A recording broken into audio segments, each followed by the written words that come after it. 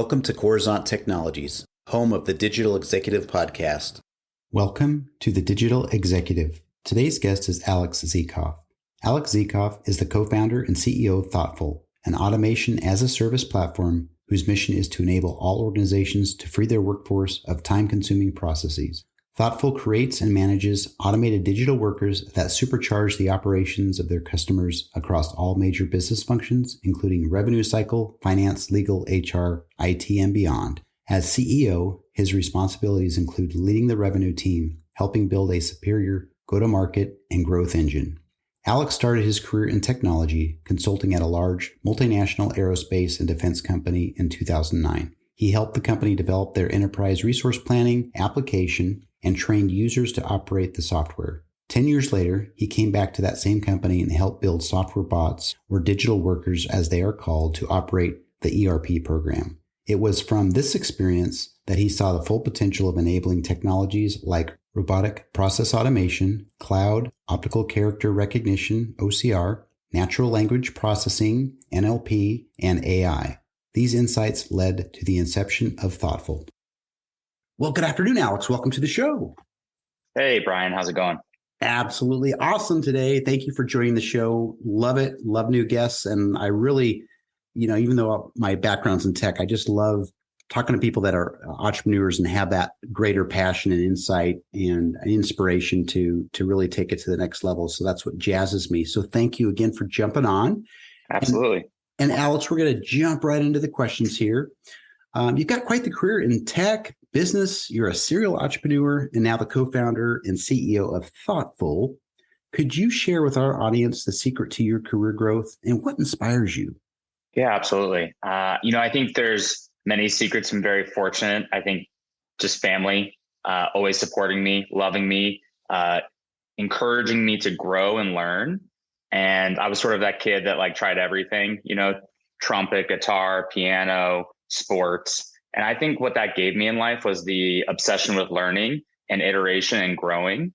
I can self-admit I would not, expect me to be where I'm at today, but with that constant iteration and exploring and understanding of myself, I've been able to sort of put the pieces together, now looking back. But yeah, just honestly consuming as much useful content as possible, like books, relevant podcasts, staying in tune with the market, and constantly trying to be better every day and not resting on my laurels. I think that's the key to success in anything in life, is just trying to get that 1% better every day, learn, grow, not afraid to fail, and be kind of light about the failures and then learn from those. And a lot of my best things in life have come from failures. So I think that's the secret, is learning, growing, and not being afraid to fail. I love that. Thank you for sharing. Again, you're always looking to grow your knowledge and expand. And like you said, those iterations. So appreciate it. Certainly do. Some great gems. And Alex, switching gears to my next question, you have an interesting platform, Thoughtful, right? It designs, trains, manages intelligent bots on its digital workforce management platform. Could you just dive into this just a little bit? Yeah. So to give you some context, I started my career back in 2009, helping aerospace companies build large enterprise systems like SAP and Oracle. Fast forward 10 years later, post MBA business school, I was fortunate. I actually went back to the first client and we started building bots to operate the software. And I had this kind of crystallized vision that if we fast forward 20 years and look back, people operating software is going to feel like telephone operators back in the day, or even Henry Ford's assembly line. People in 1913 were physically on the assembly line assembling cars. And so I was very certain that people would not be meaningfully operate software in the future. And I thought robotic process automation, or bots, and intelligent automation, adding things like machine learning to these bots, OCR, optical character recognition, all of these technologies would help enable that vision. So we're building, using our automation as a service platform, the world's largest smart bot workforce. So what does that mean?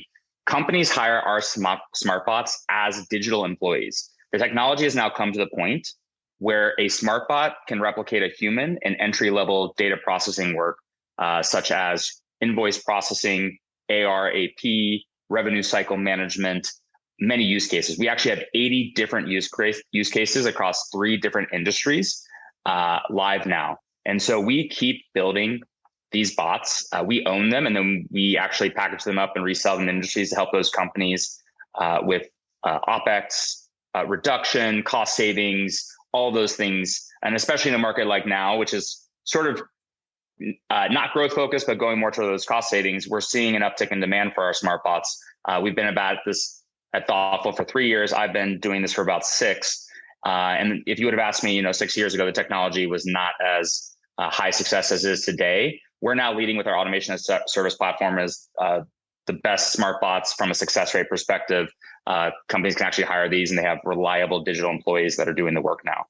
And what's cool about the automation as service model is that the bots get smarter over time. So they train, we teach them different decision points, decision trees, more logic, and that just helps those digital employees become better workers for companies. I really love that. And the fact that, sometimes we get to really dive into some of the technology here, the emerging technology here on the platform. So I appreciate you sharing. I do have this high interest for AI, machine learning, and what you're doing is awesome. So thank you again for sharing that for us.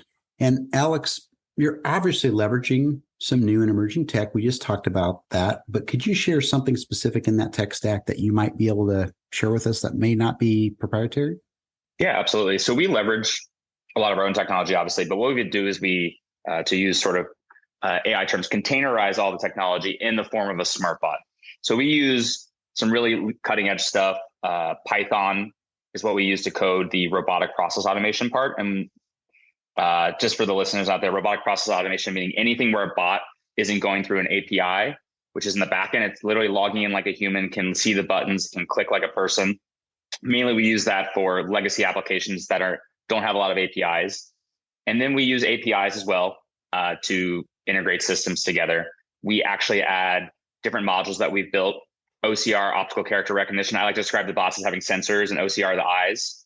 ML would be the brain, things like that as we assemble the bots. And we package that all up.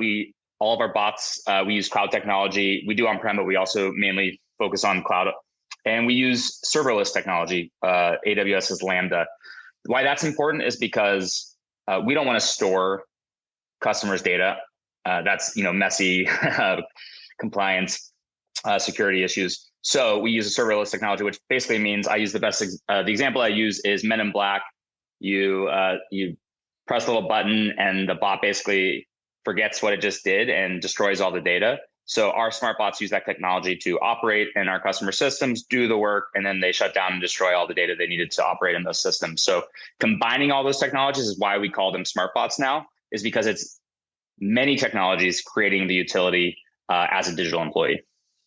That's awesome. And I love the fact that you are not just leveraging AI, but you're actually leveraging some of the serverless platforms and technologies that are being more and more prevalent in use today for a lot of businesses. So thank you again. Touched on a few things there.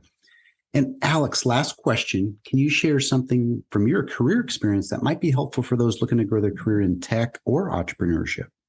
Yeah, absolutely.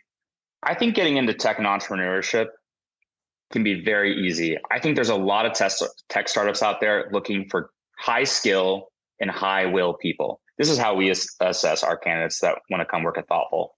So high skill meaning, do you have something that's valuable in the market? That could be you're great at sales, and that could be either on the operations side, like revenue operations, or literally going to market and able to close deals. Are you a product manager? Can you work well with engineers? Whatever your skill is it tech focused, and is it adding value to what a tech company needs early on, which is jack of all trades.